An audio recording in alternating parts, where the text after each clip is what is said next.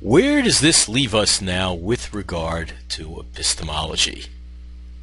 The theory of knowledge, how we come to know things. Now notice the Milesians, Thales and Anaximenes, they got the whole idea of philosophy and science going. Why?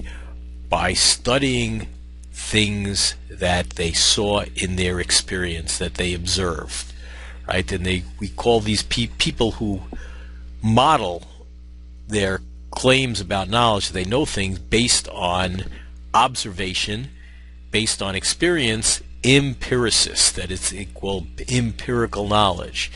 And we sometimes, there's another word, a Latin word, we say that this empirical knowledge is known a posteriori, that is, it's a posteriori, after experience. Posteriori, like posterior, your backside, after experience.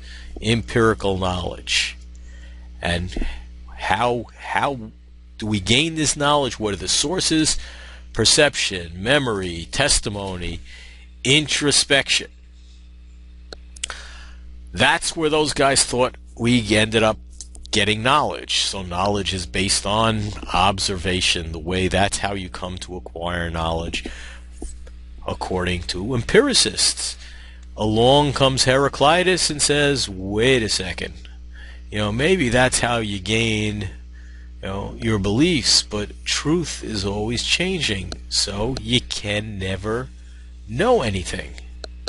Now that's a pretty tough consequence for somebody to accept, and along come Parmenides and Zeno, and maybe you can throw the Pythagoreans in this, that is, and sometimes are called rationalists, that is, the way you gain knowledge, the way you come to know things is the way you come to know things in mathematics, that is, through reason, or what you might say a priori, which it literally means prior to experience, but it really means independently of experience. You know it by reasoning or through rational insight. That is, how do you know the interior angles of a triangle equals 180 degrees? And maybe some of you don't know it, but now you do. I just told you. But how did mathematicians come to know it? They just need to think. They need to reason about it. That's what gets them there. So the model of knowledge is like mathematics.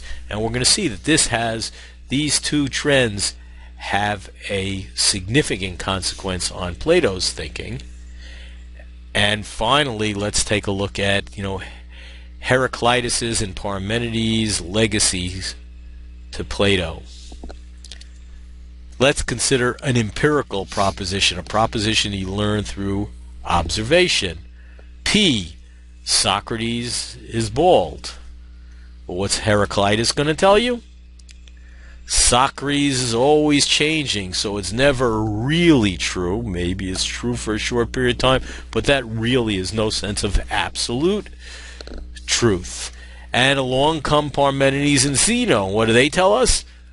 Propositions like P are false. That is, anything that our senses tell us, we're deceived about. They had their arguments to show us. So we end up in a world where things are neither true nor false, and what we're going to see is the sophists are going to arise with their solution, namely that truth is relative to the person. If somebody perceives it, if somebody believes that P is true, then it in fact is true.